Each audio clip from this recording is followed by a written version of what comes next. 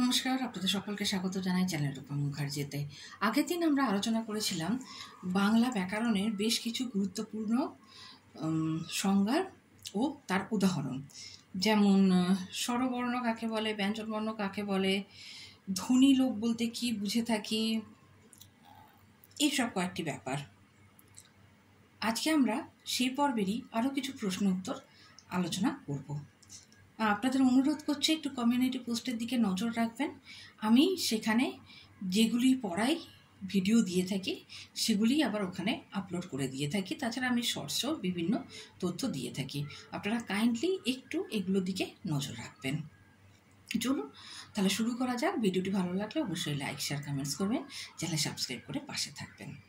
তাহলে আজকের প্রথম প্রশ্ন হলো, পার্শ্বিক ব্যঞ্জনধ্বনি কাকে বলে? যে বর্ণ উচ্চারণকালে জিহ্বার দুপাশ দিয়ে বাতাস প্রবাহিত হয় তাকে বলা হয় পার্শ্বিক ব্যঞ্জনধ্বনি, যেমন ল। খ্রিস্ট বর্ণ কি? যে ব্যঞ্জন বর্ণের উচ্চারণে মুখগহ্বর থেকে নির্গত বাতাস প্রথমে পূর্ণরূপে বাধাপ্রাপ্ত হয় ও পরে বাধা সরে গেলেও ধ্বনিটির মধ্যে ঘর্ষণের রেশ থেকে যায় তাকে বলে ঘৃষ্ট বর্ণ। জিহ্বার সামান্য ঘর্ষণে উষ্মবর্ণে স্পর্শ লাগে, যেমন চ, ছ, জ, ঝ। তাড়নাজনিত ব্যঞ্জনধ্বনি কাকে বলে? যে বর্ণ উচ্চারণকালে জিহ্বা উল্টে গিয়ে দন্তমূলে আঘাত করে তাকে তাড়নাজাত বর্ণ বলে, যেমন জয়শূন্যরা, ঢয়শূন্যরা। তালব্য ব্যঞ্জন বলতে কি বুঝি? যে ব্যঞ্জনধ্বনির উচ্চারণে জিহ্বা তালুতে স্পর্শ করে তাকে বলা হয় তালব্য ব্যঞ্জন, যেমন চ, ছ, জ, ঝ। পিনায়ন কাকে বলে? উচ্চারণে অল্পপ্রাণ বর্ণ যখন মহাপ্রাণতা লাভ করে তখন তাকে পিনায়ন বলে, যেমন কয়াকার কয়চন্দ্রবিন্দু আকার টয়াকার ল, কাঁটাল হয়ে যায় কাঁঠাল, কয়চন্দ্রবিন্দু আকার ঠয়াকার ল। অপিনিহিতি কাকে বলে? শব্দের মধ্যে বা শেষে অবস্থিত হর্ষই বা হর্ষ ধ্বনিকে স্বস্থানের পূর্বে উচ্চারণের রীতিকে বলা হয় অপিনিহিতি, যেমন কোরিয়া থেকে কৈরা। ধ্বনিলোপ কাকে বলে? সহজ উচ্চারণের জন্য শব্দ মধ্যস্থিত স্বর বা ব্যঞ্জনধ্বনি লোপ পেলে তাকে ধ্বনিলোপ বলা হয়, যেমন অলাবু থেকে লাবু থেকে লাউ, ফাল্গুন থেকে ফাগুন, বরাহনগর থেকে বরানগর। স্বরভক্তি কাকে বলে? উচ্চারণের সুবিধার জন্য বা ছন্দের প্রয়োজনে সংযুক্ত ব্যঞ্জনবর্ণকে ভেঙে তার মধ্যে একটি স্বরধ্বনি আনার রীতিকে স্বরভক্তি বা বিপ্রকর্ষ বলা হয়। স্বরভক্তি কথাটির অর্থ হলো স্বরের দ্বারা বিভক্ত করা, যেমন রত্ন, রতন, জন্ম, জনম, কর্ম, করম। স্বরসঙ্গতি অনেক শব্দে উচ্চারণের সময় পূর্ববর্তী স্বরের প্রভাবে পরবর্তী স্বরের বা পরবর্তী স্বরের প্রভাবে পূর্ববর্তী স্বর পরিবর্তিত হয়। এই পরিবর্তনকে স্বরসঙ্গতি বলে, যেমন মিথ্যা, মিথ্যে, বিলাত, বিলেত, ভিক্ষা, ভিক্ষে।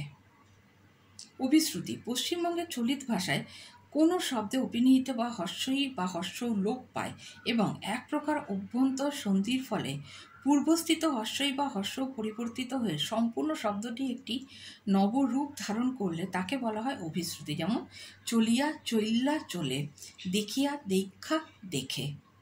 সমীভবন একই শব্দের মধ্যে দুটি বিভিন্ন ব্যঞ্জনধ্বনি পাশাপাশি থাকে, তবে উচ্চারণের সুবিধার জন্য দুটি ধ্বনিকে একই ধ্বনিতে পরিণত করার নাম সমীভবন বা ব্যঞ্জন সঙ্গতি, যেমন কর্ম, করম, কম্ম, কাঁদনা, কান্না, জন্ম, জনম, দুর্গা, দুর্গা। মূর্ধন্যভবন কোনো ব্যঞ্জনধ্বনির সাহায্যে বা উচ্চারণ রীতিতে দন্তবর্ণ মূর্ধন্য বর্ণে পরিবর্তিত হলে তাকে মূর্ধন্যভবন বলে, যেমন মৃত, মরা, মৃত্তিকা, মাটি। ধ্বনি বিপর্যয় বা বিপর্যাস বলতে কি বোঝা?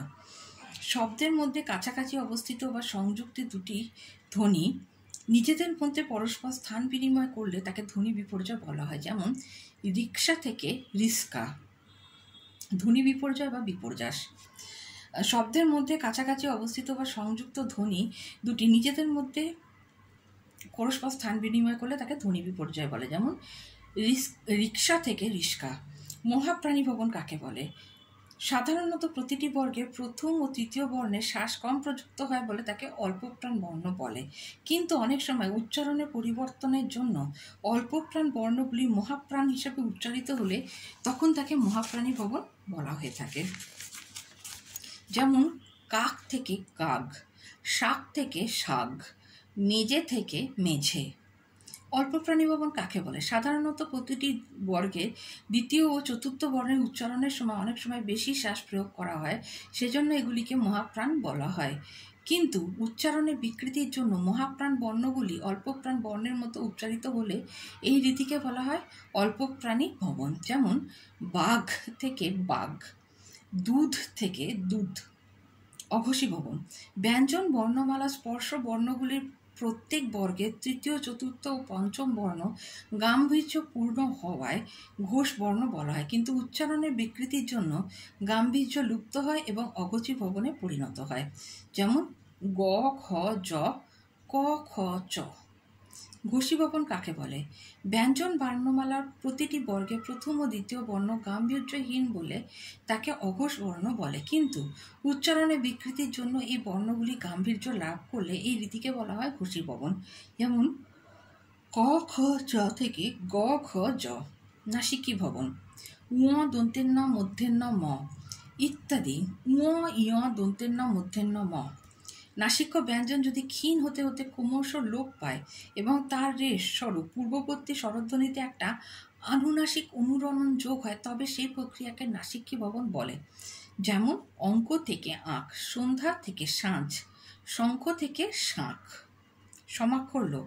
শব্দের মধ্যে পাশাপাশি অবস্থিত দুটি সমজাতীয় অক্ষরের মধ্যে উচ্চারণের শৈথিল্যের কারণে একটি অক্ষর লোপ পেলে তাকে বলা হয় সমাক্ষর লোপ। যেমন বড় দাদা থেকে বড়দা, ছোট দাদা থেকে ছোড়দা, মেজ দাদা থেকে মেজদা। সাদৃশ্য বা অ্যানালজি বলতে আমরা কি বুঝি? মনে রাখার সুবিধার জন্য বা উচ্চারণ বৈষম্য হ্রাস করবার জন্য যখন আমরা কোনো ধ্বনি বা রূপ বা অর্থকে অন্য কোনো শব্দের সঙ্গে মিলিয়ে তার সাদৃশ্য শব্দের পরিবর্তন করে অনুরূপ কোনো নতুন শব্দ গঠন করি, তখন সেই প্রক্রিয়াকে বলা হয় সাদৃশ্য। সাদৃশ্যের ফল 4 প্রকার। 1. শব্দের ধ্বনি পরিবর্তন। 2. শব্দের রূপ পরিবর্তন। 3. শব্দের অর্থ পরিবর্তন। 4. নতুন শব্দ সৃষ্টি। যেমন টাকার কুমির এই বিশিষ্টাত্মক শব্দগুচ্ছে কুমির শব্দটি এসেছে ধন সঞ্চয়ের দেবতা কুবের থেকে। বাংলায় পদগুচ্ছটি হওয়া উচিত ছিল টাকার কুবের বা টাকার কুমির। আরও একটি উদাহরণ হলো প্রাচীর থেকে পাঁচিল। এই ছিল বাংলা ব্যাকরণের খুব গুরুত্বপূর্ণ কিছু সংজ্ঞা ও তার উদাহরণ।